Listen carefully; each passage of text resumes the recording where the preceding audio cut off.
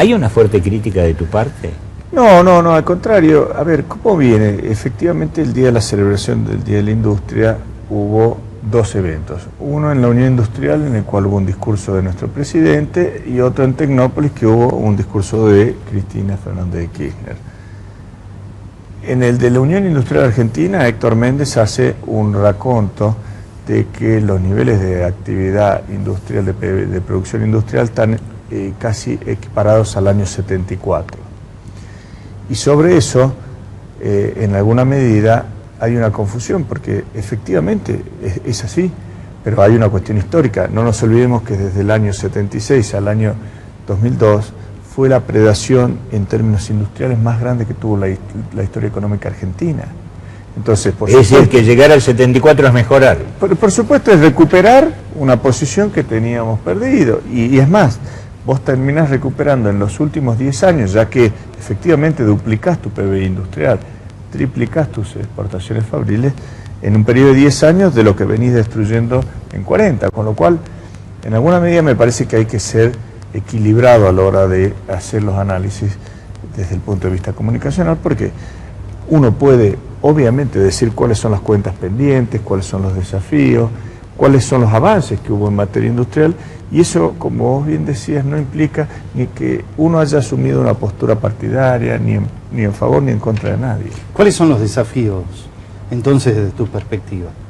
Yo principalmente creo, como salteño, que nosotros tenemos hace ya muchísimas décadas un desafío pendiente en la Argentina. Si vos ves el artículo primero de la Constitución Nacional, se avanzó en representatividad, se avanzó en republicanismo en la Argentina en estos últimos 32 años, y claramente tenemos la cuenta pendiente de lo que es el federalismo, y sobre todo el federalismo en términos económicos. La industria hoy sigue concentrada en los grandes centros urbanos. El otro día, más allá de las políticas que se han avanzado en materia de parques industriales, de inversión en la provincia, pero objetivamente venimos rezagados por una cuestión histórica en lo que hace al reparto de recursos entre lo que es la nación y las provincias. ¿Todavía se impone como una visión centro-periferia o varias periferias? En términos productivos sí, por eso yo creo que hay que afianzar y ahondar muchísimo más las inversiones en lo que tiene que ver con infraestructura ferroviaria, portuaria, vial, de conectividad comunicacional, que permitan romper la asimetría territorial que hoy impera en la Argentina. Específicamente se viene creciendo bastante en términos de una recomposición energética, es decir, ahora estamos llegando con líneas de alta tensión, nos está faltando caminos para tener una logística más acorde y el ferrocarril. Hemos avanzado, vos que estás cerca ahí de... Mirá, porque se ha avanzado muchísimo el cono urbano bonaerense y capital, pero cargas... A ver, cargas, el C14 se avanzó y hubo algunas inversiones inclusive ahora en el C15, pero me parece que acá, si nosotros analizamos lo que tenemos en cuanto a deuda pública respecto al PBI, es el ratio más bajo de la historia económica argentina.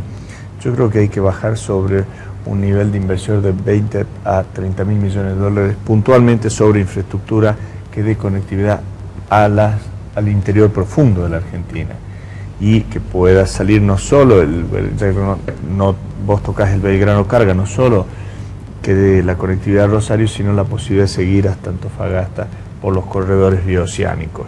Entonces, para mí es ese hoy uno de los principales desafíos que tenemos. Específicamente se habla mucho de competitividad, y estaba leyendo hoy un artículo por acá que me decían que el valor del dólar tenía que ser el del blue para ganar en competitividad.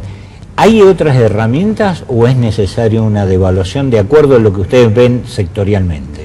Yo creo que es un error buscar la competitividad solamente a partir del tipo de cambio.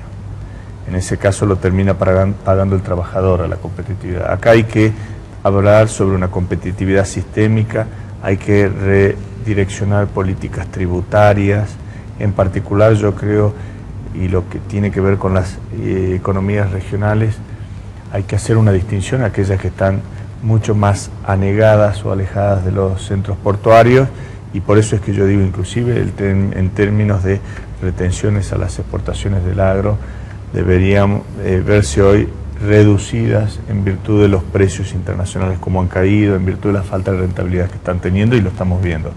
Pero volviendo un poco a lo que es competitividad sistémica, tenemos que trabajar puntualmente en políticas tributarias. Hoy hay una juxtaposición impositiva entre lo que es nación, provincias y municipios.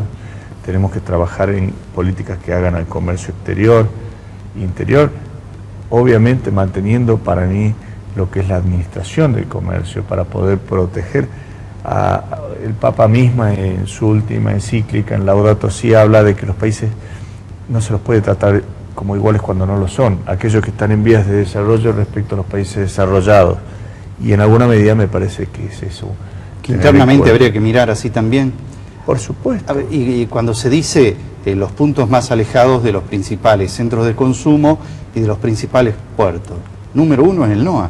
Por supuesto. Sí. Yo creo que esa es la agenda de los próximos años. Es decir, venimos de una Argentina en donde colapsó en el año 2001, en donde tenía una agenda de recuperación desde lo más básico, porque habíamos caído en el quinto infierno del Dante, prácticamente. Bueno, ahora que hay un nivel medianamente de flotación, tenemos que empezar a avanzar sobre las cuentas pendientes que tenemos en la Argentina.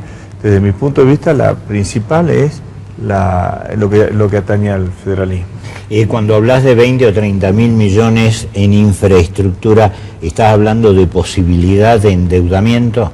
Correcto. Y tenemos ahí un problema de tasas por el tema de los buitres. El tema de los holdouts. Pero fíjate que la semana pasada hubo una noticia interesante, que el fallo de la Corte. La Corte de Apelaciones del Estado de Nueva York finalmente le empieza a poner un freno al injusto y exorbitante juez Griesa en cuanto a sus manifestaciones judiciales. Le dice, los activos del Banco Central son inembargables. Bueno, esta es una sintonía que me parece que todos los principales candidatos deberían asumir para cuando alguno de ellos quede como presidente, de decir, bueno, vamos a efectivamente defender la posición y los intereses de los argentinos, pero buscar una solución finalmente consensuada sobre el capítulo holdouts y los fondos buitres, porque tenemos que efectivamente ir en búsqueda de financiamiento con tasas razonables para volcar a niveles de infraestructura, tal cual lo estás diciendo vos. Vos sabés que justamente yo la semana pasada, cuando presentaba esa noticia, digo, es una noticia que debilita la posición de los holdouts. No te es decir, hasta ahora venían jugando con que termina el gobierno de Cristina Fernández de Kirchner y nos sentamos a negociar, pero se establece un nuevo término de relación. Por eso digo, es uno de los principales compromisos que deben asumir los candidatos a presidente. Es decir, señores, además le limitó que no pueden entrar los Michú, ¿no? Los Michú, exactamente. Es decir, acá, ¿qué es lo que van a hacer? Y eso en alguna medida es empezar a decir, bueno, vamos a negociar, vamos a poner una protección sobre los intereses argentinos, pero no vamos a ir en detrimento de las reestructuraciones que se hicieron en el año 2005 y en el año 2010. Y ese en alguna medida me parece que es el camino respecto a la regularización, tal como se hizo con el Club de París, con los juicios del CIADI, como se arregló el capítulo YPF. Me parece que va por ahí. Hablabas de un compromiso concreto de los principales candidatos presidenciales. Desde el punto de vista de la producción y de la industria, ¿qué otros compromisos sería para ustedes de agrado que asuman los candidatos? Bueno, nosotros hemos tenido reuniones con cada uno de los principales candidatos a la presidencia. Hemos dejado un documento a ellos y a sus equipos técnicos en donde puntualmente hablábamos lo que comentábamos con Néstor, es decir, lo que entendemos nosotros como competitividad sistémica en las distintas variables y las distintas políticas que tienen que trabajarse para buscar. Alguna de ellas la hemos repasado, no está, porque me he ocupado personalmente, de lado el capítulo de federalismo, y por supuesto creo que hoy, fíjense en las campañas mismas de los presidentes, el NOA va a estar un poco más presente.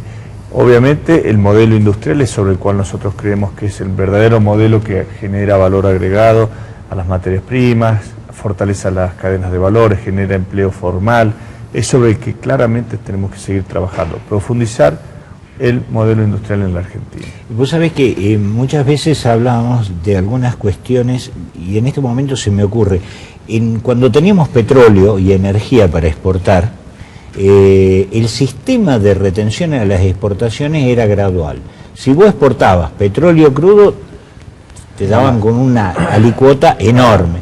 Y a medida que ibas pasando la tasa de refinamiento, Claro. ibas reduciendo las retenciones. Un incentivo a la industria. Claro, yo planteo, ¿es posible un modelo, por ejemplo, de esas características para la agroindustria? No exportar maíz, sino hasta tortilla de maíz, no exportar soja, sino exportar yo creo que chancho. las políticas tienen que estar delegadas, es decir, en vez de exportar maíz o trasladar maíz, trasladar proteínas directamente Animal. podría ser animal. Por supuesto que creo que tiene que haber políticas que lleven a un estímulo de mayor progreso en términos industriales.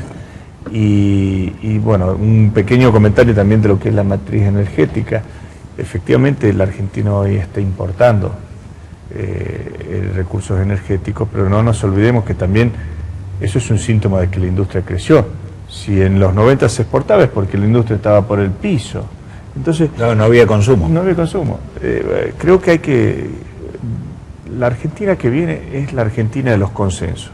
Ya no hay más posibilidades de trabajar sobre péndulos que te lleven de un extremo a otro, que por supuesto a los argentinos no nos hizo bien eso.